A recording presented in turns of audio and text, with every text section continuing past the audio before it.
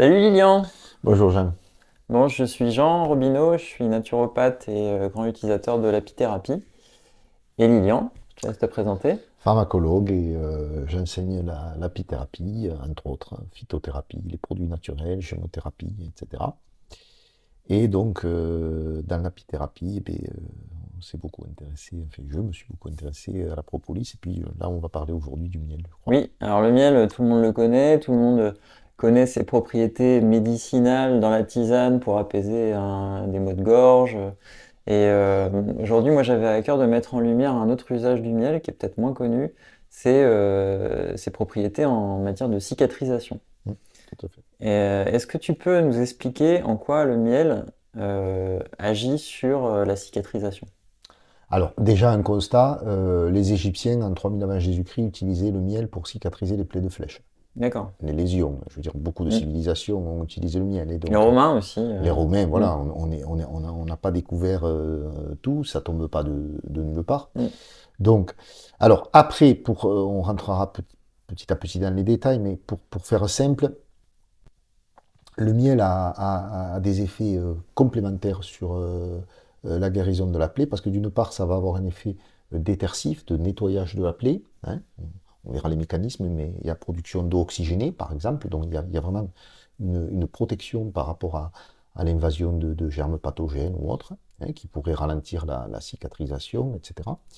Et puis le miel va avoir aussi une activité de stimulation des processus de réparation tissulaire, hein, qui sont en plusieurs phases, la phase de granulation, etc.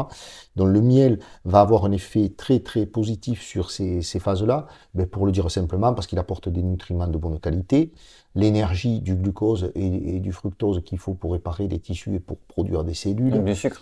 du sucre, c'est Mm. ça, des flavonoïdes, des composés végétaux qui se retrouvent dans le miel, qui ont aussi des propriétés à la fois sur la régénération cutanée, mais aussi d'ordre anti-infectieuse, anti-inflammatoire, etc. Et donc pour toute cette composition, cette interaction complexe des constituants du miel, on a un effet très positif à la fois sur la protection, je dirais, de la plaie en termes d'infection, hein, d'empêcher des infections, et puis en même temps les processus eux-mêmes de réparation tissulaire, de régénération, et donc les infirmiers qui l'utilisent, et puis les équipes médicales ont vraiment travaillé depuis de Mm. manière plus moderne sur ces aspects, bien sûr. Oui, donc là, tu as parlé des usages traditionnels, Mm. anciens, et là, tu évoques d'autres usages plus récents. Est-ce Oui, que le miel est utilisé à des fins de cicatrisation dans le milieu hospitalier? oui, oui, tout à fait. Et ça s'est même bien démocratisé, mais il faut quand même rendre hommage à un médecin tout à fait remarquable qui était le professeur Descotes, donc au CHU de Limoges, Limoges? Mm. et qui était même, je crois, directeur du CHU, hein. Mais en tout cas qui était médecin viscéral, hein, de chirurgie viscérale, et qui, pendant plus de 25 ans, a proposé à des patients d'effectuer une cicatrisation des plaies viscérales, donc avec du miel à la place des polymères classiques qu'on utilise en pharmacie, biogaz, Donc là, débrisant, etc. pour être très clair, opération Voilà, en interne et utilisation du miel en du miel interne à l'hôpital, à exactement, l'hôpital en pour favoriser interne, la pour cicatrisation. favoriser la cicatrisation. Et comme, donc évidemment, c'était un médecin qui était convaincu de l'efficacité de l'apithérapie, mais qui était médecin et qui était scientifique, enfin, qui essayait de démontrer les choses, hein. Évidemment, l'avantage du milieu hospitalier, c'est que ça permet de tout suivre, de tout quantifier, hein. Mm. Donc, il a traité plus de 3000 lésions, il a formé des gens, et puis il y a d'autres équipes aujourd'hui qui utilisent ces travaux, hein, puisqu'hélas, il nous a quittés il y a 4-5 ans à peu près d'une maladie grave, hein. Mais en tout cas, on a tout un corpus d'expérimentations qui ont été faites au CHU.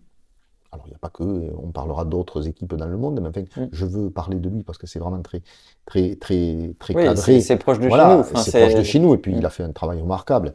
Alors, pour ceux qui trouveraient ça un peu illusoire, enfin, ou pas assez scientifique, pas assez carré, d'abord, sur l'ensemble de ces données, il a évalué la surface cutanée reconstituée par jour. On ne peut pas faire plus mathématique, hein, on ne peut Mm. pas faire plus carré. Bon, eh Mm. bien, le miel, c'est simple, c'est 2 fois plus de surface cutanée récupérée qu'avec les produits de l'industrie pharmaceutique, Mm. déjà. Donc en régénération des tissus, C'est ça, des tissus les sains, centimètres enfin, carrés voilà, qui se cicatrisent par Mm. jour. C'est vraiment le Ouais. chiffre, Ouais, c'est tout le monde sur c'est la, du quantitatif. on est sur la Ouais. même ligne de départ et qui c'est qui Voilà, arrive voilà. le premier, Voilà, quoi. il Mm. faut reconstituer 10 centimètres carrés, on regarde qui c'est qui les reconstitue les plus Mm. vite. Hein. Mm. C'est assez simple. Hein. Mais en même temps, c'est très comparatif. On peut comparer ce genre de Mm. données-là, évidemment. Et puis par ailleurs, par rapport à l'aspect, par exemple, lutte anti-infectieuse, inhiber la germination de germes infectieux, y compris parfois résistants aux antibiotiques, et réaliser, et on a abondance, donc de véritables antibiogrammes. Hein, c'était des myélogrammes, on devrait dire, mais pas myélo, la moelle, Mm. c'était avec le miel. Mais c'est exactement la même méthodologie, donc des cultures cellulaires sur boîte de pétri, hein, dans lesquelles on dispose des petits disques qui vont diffuser une substance antibiotique dans le cas d'un antibiogramme. Bon, mais là, c'était le miel.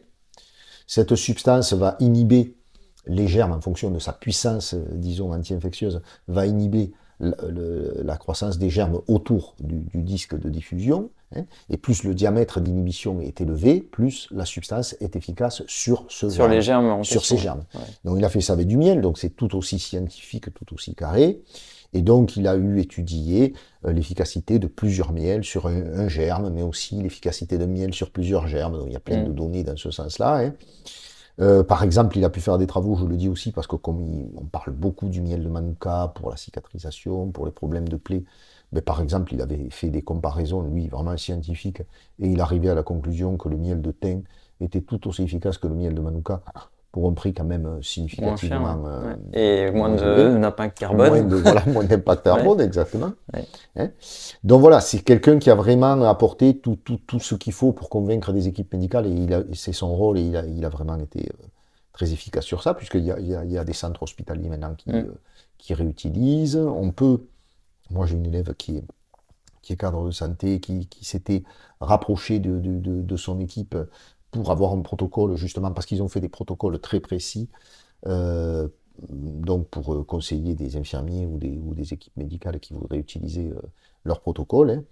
Et ils ont travaillé pendant plus de 20 ans quasiment, et avec des miels pas stérilisés, j'insiste, ils avaient défini un cahier des charges très précis, évidemment, il ne s'agissait pas de récolter le miel n'importe comment, et voilà. Ils contrôlaient en microbiologie, au laboratoire de microbiologie, ils contrôlaient ce qu'on appelle les colonies formant unité, donc en gros des miels qui n'avaient pas des niveaux très élevés de germes infectieux, de bactéries, tout simplement. Mais enfin, ils n'étaient pas stériles, ces miels. Et donc, ils n'avaient pas de problème de stérilité, etc. Puisque quelque chose qui est important aussi à dire, c'est que quand on applique le miel, en fait, en local, il va y avoir, au niveau extemporané, production d'eau oxygénée, hein, par oxydation du glucose et de l'eau qui sont dans le miel. Donc l'eau oxygénée, c'est tout simplement un produit désinfectant qui stérilise. Là, c'est juste la réaction chimique, en fait. Exactement. C'est une réaction enzymatique, exactement. Ouais, d'où l'importance, tu m'y fais penser, que le miel ne soit pas excessivement chauffé. Il faut des miels de qualité, évidemment. Et ça m'amène sur la question de la stérilisation. Parce que, enfin, voilà, j'aimerais bien que tu racontes cette histoire du miel de qualité médicale. Parce qu'il y a un non-sens dans cette démarche-là. Donc, est-ce que tu peux nous parler voilà, c'était au CHU de Limoges où il s'est fait un peu rattraper par la patrouille. Donc, est-ce que tu peux nous expliquer ce qui s'est passé? Alors, ce qui se passe, c'est que, évidemment, une fois que l'efficacité du miel a été amplement démontrée, évidemment, l'industrie pharmaceutique est intéressée de développer des miels dits pharmaceutiques. Hein. Donc, il y a des firmes qui se sont montées. Bon, qu'on ne citera pas, je pense, pour rester. Mais enfin, voilà, des miels qu'on dit médicaux. Et ces miels, donc, évidemment, c'est toujours pareil, la peur dans le milieu médical des germes infectieux, alors que notre peau est couverte de germes. Et encore une fois, il y a des mécanismes dans le miel, ça c'est simplement prouvé, qui évitent la prolifération microbienne. Donc, c'est un risque, à mon avis, très surfait. En tout cas, toujours pour les raisons de maîtrise du risque, etc. On a développé standardisation, on a développé des miels qui étaient stérilisés. Alors, La stérilisation, on pourrait utiliser une stérilisation par des filtres, mais bon, ça c'est difficile de faire passer du miel dans des filtres qui ont des tailles de 0,22 microns, ça passe mal. Mm. Donc en fait, on utilise la chaleur. Et c'est là qu'on en vient. Bon, la glucose oxydase, l'enzyme joue un rôle majeur dans la production d'eau oxygénée et donc dans l'effet de nettoyage et de protection de la plaie des germes infectieux. Et vous savez sûrement que les protéines enzymatiques sont détruites par la chaleur. Hein. Donc évidemment, la question c'est de savoir est-ce que le traitement thermique du miel, ou par rayon gamma d'ailleurs, parce que les miels qui rentrent en Europe sont souvent traités par rayon gamma, mais c'est pareil, il y a une énergie énorme qui est dégagée. Est-ce que ça n'a pas un effet contre-productif finalement Finalement, la qualité du miel? quelque part, pour éviter un risque qui est quasiment nul, Oui, c'est ça. on va baisser dans l'absolu le pouvoir thérapeutique du miel. Donc, on peut dire que d'un point de vue efficacité, on nivelle vers le bas. Oui. Et il y a un autre aspect, c'est la différence de coût. Est-ce que tu peux nous parler Alors, des oui, coûts bien entre sûr, le bien miel sûr. qui est fourni par l'apiculteur du coin et le miel médical? Alors, les miels médicaux, si vous calculez le prix au kilo, parce qu'on vous vend un petit flacon comme ça, un petit tube qui est stérilisé, ça va vous faire entre 400 et 700 euros le kilo. Donc, évidemment, il y a une grosse plus-value pour l'industrie. Et pour un miel de qualité fait par un apiculteur français dans 20 euros le kilo, on peut trouver des bons miels, 25 voire 25 le kilo, mais enfin, je veux dire. Donc d'un côté, c'est 20 kilos, 20 euros le kilo, et de l'autre côté, on peut varier 500, 600. Tout à fait. Ouais. Alors, quelque chose de strictement anecdotique, mais on est entre personnes de bonne foi, mais je pense que je t'ai déjà raconté ça un cours. Moi, j'ai un ami donc qui est apiculteur, qui a fait sur lui-même cette expérience-là. Hein. Donc, ça mérite de le raconter brièvement. Donc, il s'était coupé tout le pouce en faisant une ruche à la scie circulaire, quoi, une blessure. Et donc, l'infirmière, sa voisine, venait tous les 2 jours lui mettre du miel et faire le pansement, le poupée pour pas se donner de choc. Alors, les commentaires de Christophe, instantanément, le premier jour, quand elle lui fait le pansement, miel de lavande de qualité, conservé en rayon, operculé, elle désoperculait, elle ouvrait, elle prélevait le miel à la seringue stérile et elle lui mettait le miel directement sur le doigt. Et commentaire de Christophe, la douleur battante, parce il faut voir l'artère totalement déchirée, etc. Donc un effet antidouleur la douleur constaté. Disparaît instantanément. Et elle revenait tous les 2 jours, je vous rappelle. Et comme c'est un grand ami à qui j'ai beaucoup débattu avec lui, à mon avis, c'est moins bien le miel. Il a fait sur lui-même l'essai, c'est-à-dire qu'il a été en pharmacie se procurer un miel pharmaceutique. Et le 2e jour, quand son ami est revenu, disons J3 pour faire le pansement, il lui a dit non, tu vas pas me mettre le miel du cadre de qualité, tu vas me mettre ce miel. Il faut dire que déjà J3, l'infirmière lui dit il n'y avait pas de fibrine, la plaie évoluait bien, était belle, voilà. Donc elle lui met le miel de qualité médicale, voilà.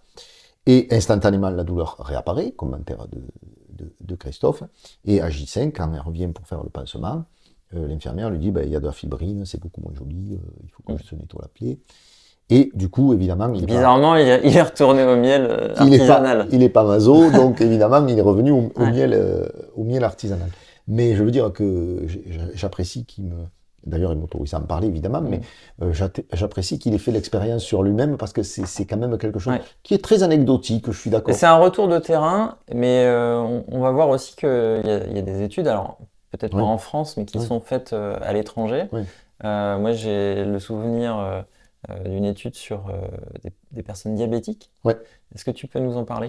Oui, ça c'est une étude qui a été faite en Indonésie. Kuala Lumpur, c'est l'Indonésie, non, la Malaisie.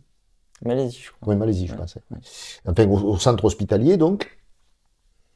Alors, c'est quelque chose de très impressionnant qui a été fait par un de mes anciens élèves, qui a eu sa vie par ailleurs, qui a continué sa vie, mais que j'ai retrouvé, qui m'a donné autorisation là aussi d'en parler. Donc, ils ont fait une étude avec des chirurgiens orthopédistes, en fait, sur des plaies alors, soit des plaies d'amputation, enfin, voilà, des malades diabétiques hospitalisés avec donc soit des plaies d'amputation carrément, soit des plaies, des lacérations, une blessure accidentelle, enfin voilà. Donc, juste pour rappel, les diabétiques ont des problématiques Exactement, de de cicatrisation très grave, cicatrisation, d'infection, risque infectieux majoré, et exactement. voilà, et c'est assez fréquent d'avoir des problématiques d'amputation. Des grosses complications, effectivement. Et de l'antibiorésistance aussi. Antibiorésistance, tout à fait. Donc l'étude était vraiment très, très, très impressionnante parce qu'en fait, très souvent, on essaye de nous convaincre que les produits naturels sont moins efficaces que les produits industriels. Là, en fait, tous les patients qui ont été, 102 patients qui ont été recrutés pour l'étude, en fait, sont des patients qui avaient subi, enfin, qui avaient bénéficié, si on veut, du traitement OMS classique, antibiothérapie par intraveineuse, plus des tertions en nettoyage des plaies ou dérivés iodés, pendant un mois. Et le critère même de recrutement dans l'étude pour le miel, c'était que ce traitement conventionnel ait échoué. Donc en clair, tous les gens qui sont dans l'étude, en fait, n'ont pas été guéris, et loin de là, pendant un mois de traitement classique. C'est les cas désespérés, exactement. Pour le dire simplement, c'est ça. Et le protocole est archi simple, il s'agit tout simplement de verser du miel sur la plaie. Dans la plaie. Là aussi, c'est un miel local. Ils ne sont pas allés chercher un miel de Manuka ou c'est du miel local. Bon.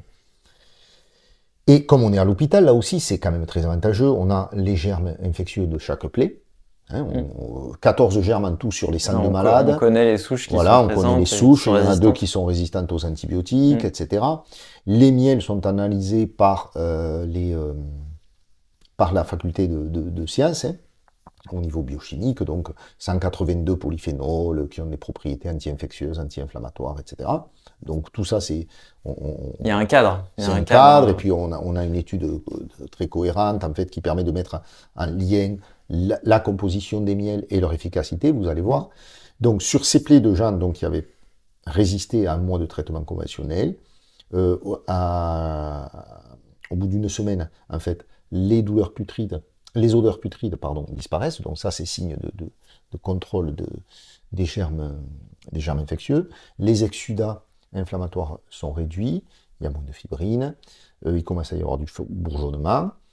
Au bout de 2 semaines, en fait, il n'y a plus de germes infectieux identifiés dans les prélèvements au niveau des plaies. Et au bout de 3 semaines, 95% des plaies font moins de 0,5 cm, donc 5 mm, oui c'est ça, 5 mm de profondeur.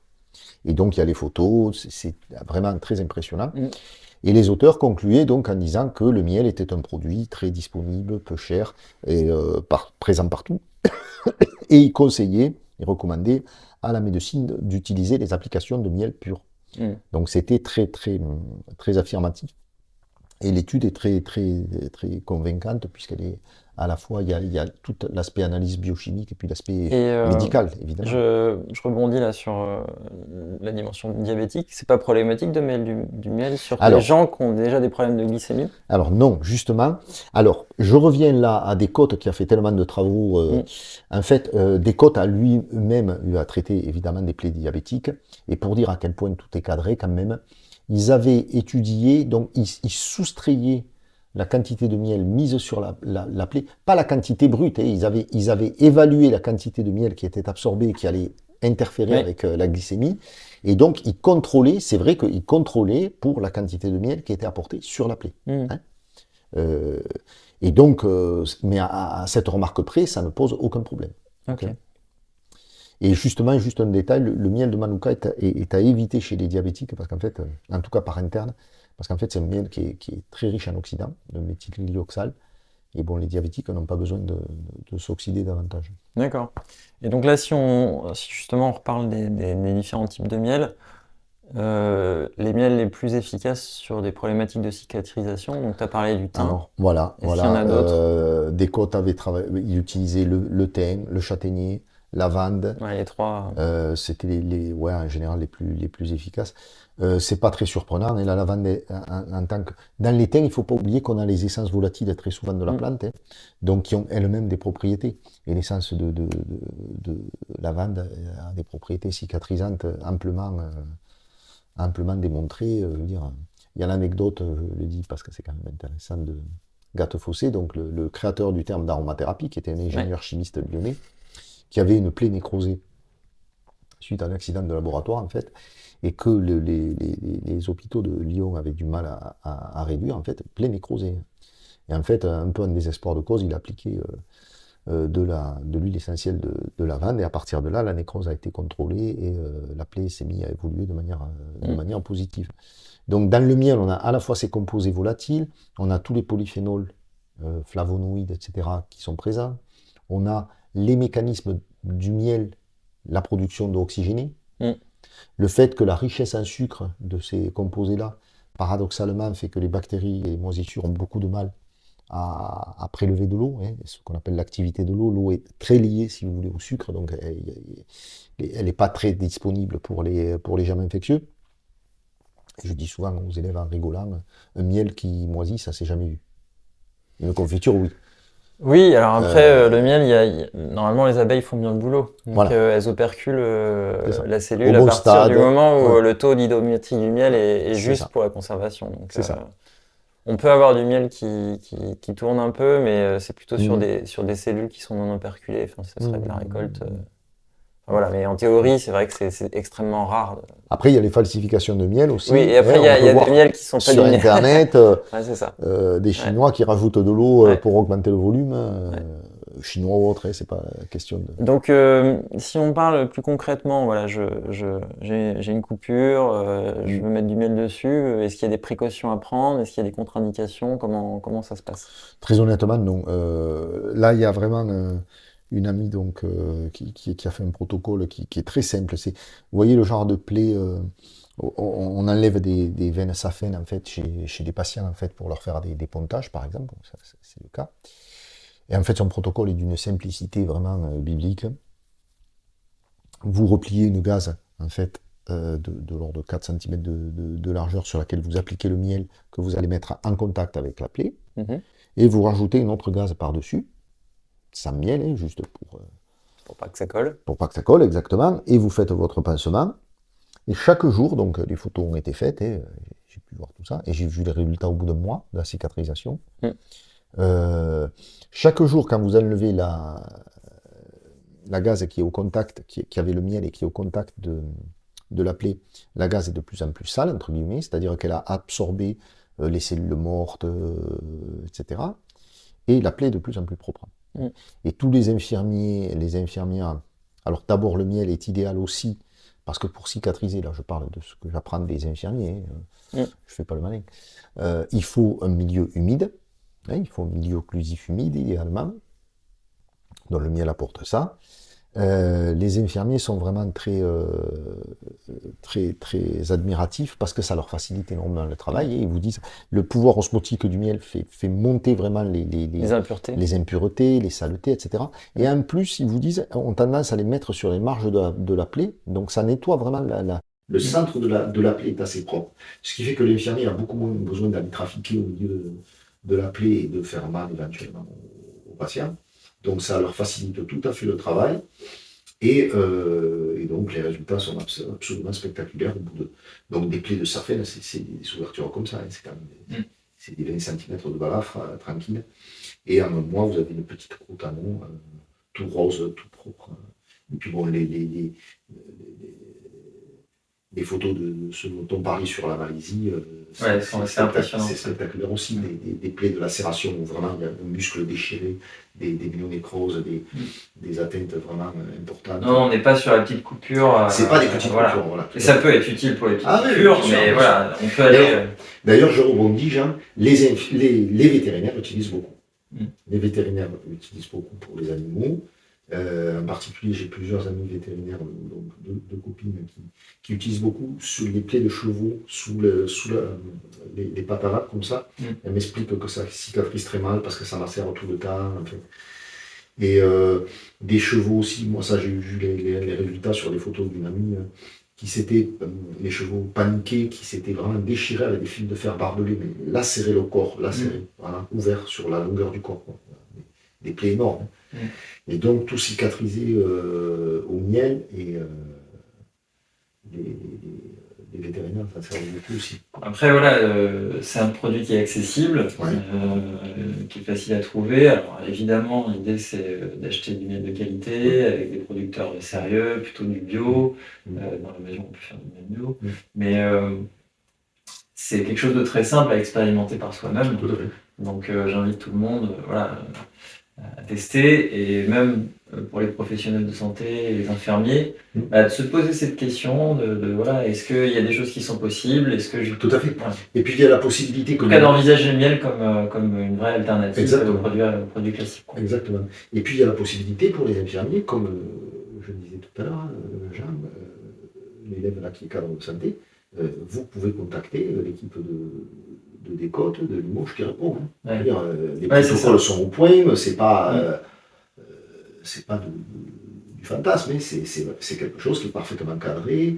Alors, ce qu'il faut juste insister, ce sur quoi il faut insister, c'est, donc, comme tu as dit, les miels de qualité, si possible. Donc, ça veut dire en clair, idéalement pas trop chauffé. Hein. Donc là, moi, j'ai un ami, par exemple, c'est filtre UV aux vitres de sa miellerie, etc. Là, vous êtes dans des conditions. Les UV peuvent aussi participer, alors il ne faut pas être extrémiste non plus. Enfin, le miel que vous laissez pendant une journée en plein soleil sur un stand de marché, là. il a quand même des formes de petites dégradations moléculaires. Alors bon, encore une fois, ça marche. Après, très honnêtement, le pire, c'est que ça marche. Je te raconte une anecdote que j'ai peut-être déjà racontée, mais j'étais dans une buvette à côté de là où j'habite, dans le sud. Et donc, c'est un endroit très sympa, mais où le miel, c'est pas du miel de très grande qualité, c'est un miel liquide, vous savez, qu'on trouve dans tous les supermarchés, je dirais pas le nom. C'est pas le top du top. Hein. Ouais. Et donc, la personne qui tient ce lieu se blesse en faisant la cuisine, quoi. Et nous, on était en train de boire l'apéritif. Et je lui dis, mets du miel. Elle a mis ce miel et ça a marché quand même. Donc, je veux dire. Donc, voilà, du miel de qualité, voilà, ça marcherait encore mieux. Ça marchera encore mieux. Bon, j'espère qu'on a donné envie aux gens de tester, en tout cas d'envisager le miel pour la cicatrisation. Ouais. Je finis par ce petit conseil. On a vu les propriétés du miel tiennent aussi à son environnement, à son écosystème bactérien. Donc, si vous utilisez le miel pour un mal de gorge, ne le mettez pas dans une eau qui est bouillante. Voilà. Attendez que l'eau refroidisse un peu, et là, les propriétés seront plus efficaces. Quoi. Donc, c'est des petites précisions, mais c'est important parce que je pense que voilà, on peut faire des erreurs. Bien sûr. Voilà, par méconnaissance en fait de ces mécaniques-là. Et ce qui est très apaisant et qui est aussi optimal, c'est garder le miel en bouche plutôt que d'avaler. Si vous avez des douleurs d'angine, enfin de gorge, le miel est anesthésique local aussi. Pas tous, mais beaucoup. La lavande, par exemple, c'est très anesthésique. Anti-inflammatoire, anti-infectieux. Donc, plutôt que de l'avaler, vous allez le garder en bouche. Et par exemple, sur les douleurs aussi des fumeurs qui ont des trachéites, enfin des muqueuses très sèches, très, très, très douloureuses, c'est très apaisant, c'est vraiment, le garder juste 2-3 minutes ou 5 minutes en bouche, c'est vraiment quelque chose qui est très apaisant et avec une efficacité et une absence de risque qui est quand même énorme. Même les diabétiques, là le livre dont je parlais tout à l'heure de référence là, qui est sorti chez Elsevier, le miel pour les diabétiques, ça ne pose aucun problème, et en interne, en externe, par toutes les manières. Il suffit juste de contrôler. Mais par exemple, le miel protège des lésions sur le pancréas, etc., qui induit l'insulinorésistance, etc. Donc voilà, je veux dire, il n'y a même pas de grosse hantise à avoir sur ce point-là. C'est pas parce qu'il y a du sucre dans le miel que ça a les mêmes effets qu'un sucre cristallisé, purifié, c'est pas du tout comparable. D'ailleurs, dans les études qu'il cite dans le livre d'Elsevier, il compare avec du glucose, du fructose, du sucre. Et les effets sont totalement différents. Ouais. Ok, je te propose de conclure là-dessus. Merci pour cet échange et avec plaisir. Bravo au miel pour tout ce qu'il fait. Voilà, bravo aux abeilles pour tout ce qu'elles nous apportent aussi. Et puis c'est vrai que il faut essayer d'agir pour leur protection. Ouais, tout à fait. Et puis sans être trop ayatollah, penser quand même que les produits chimiques, c'est pas bon pour leur santé. C'est ça. Merci Lilian. Merci.